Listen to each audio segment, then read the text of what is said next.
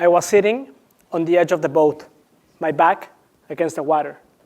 Mask, check. Fins, check. Air pressure, 3,000 psi. I grabbed my camera and started the countdown.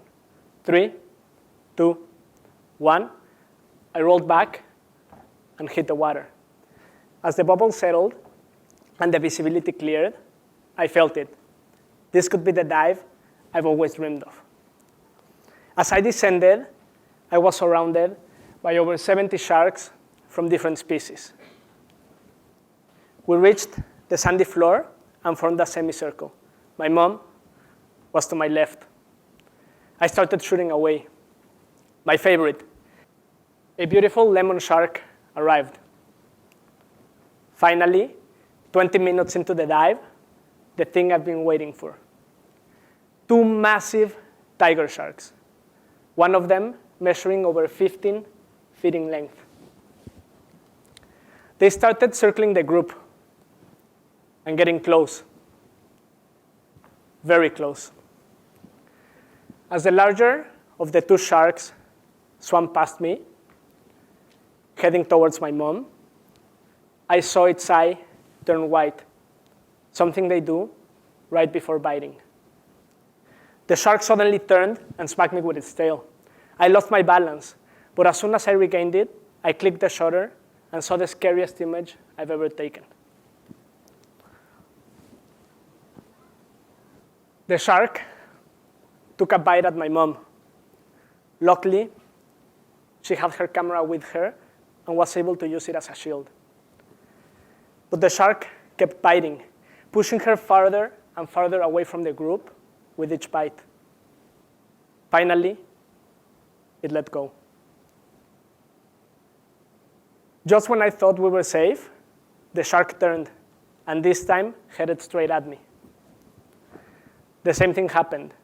Its eye turned white, and a bite followed. After this, we decided to abort the dive.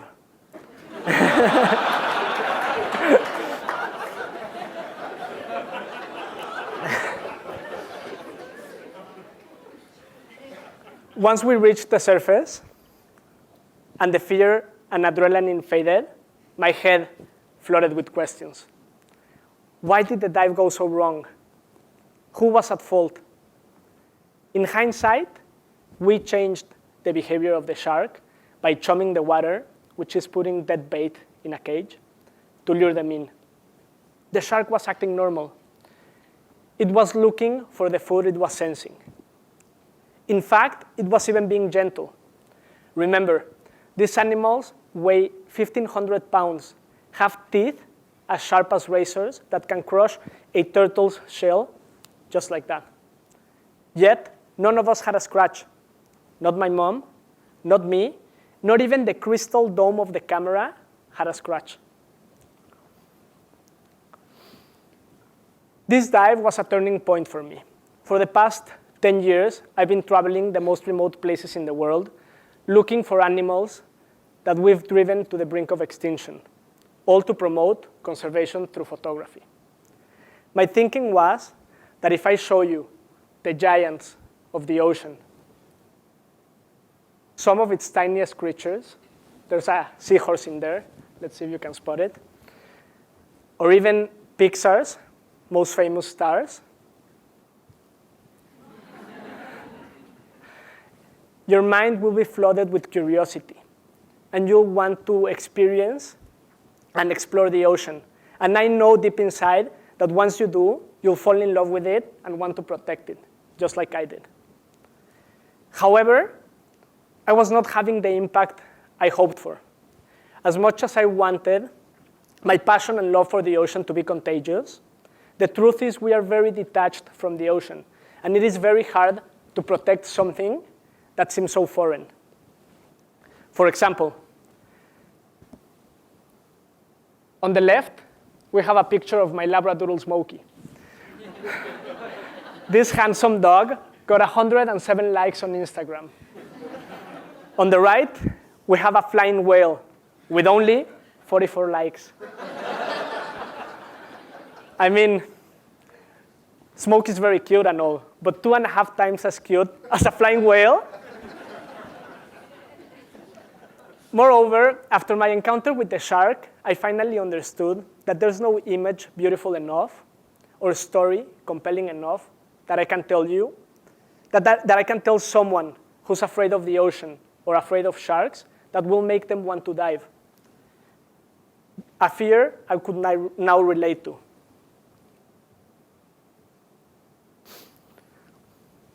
If I couldn't reach people's hearts, I needed to find a better way.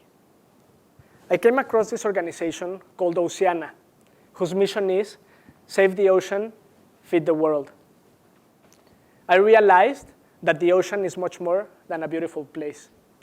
Today, 1 billion people depend on the ocean, including some of the world's poorest.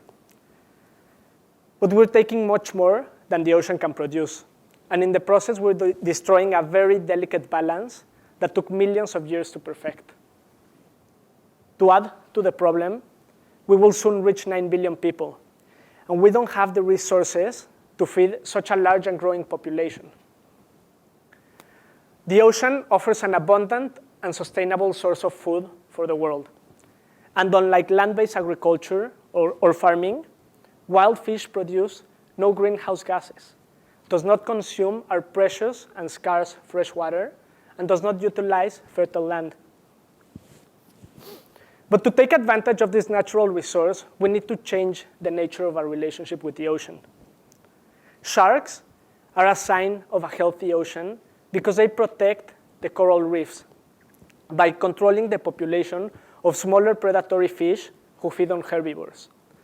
Without these herbivores, algae expands and coral can no longer compete, killing off the reef. These reefs are critical. They are the breeding ground for all fish species. Without them, fish populations deplete. Today, we kill 100 million sharks per year. That is almost 12,000 sharks per hour. Imagine the impact we are having on the balance of marine ecosystems. We have already wiped out over 90% of all large fish species, like tunas and sharks. In contrast, sharks kill 12 humans per year. So I ask you, who is the deadliest predator? Who should we be afraid of? For some people, images like the ones I've shown you awaken our sense of wonder and make us want to explore what 70% of the world's surface is made of. For others, not so much. But no matter what group you're in, the ocean is our most precious and valuable resource, and it holds the key to our future. So what can we do to protect it? We can follow and support organizations like Oceana. We can elect government officials who support good ocean policy, and we can eat sustainable food. It is not too late. We can replenish fish populations in as little as 10 years, making this goal attainable in our lifetime and easier to push in the political agenda. Let's change how we coexist with the ocean, and together, let's provide 1 billion healthy and sustainable fish meals a day to the world. Thank you.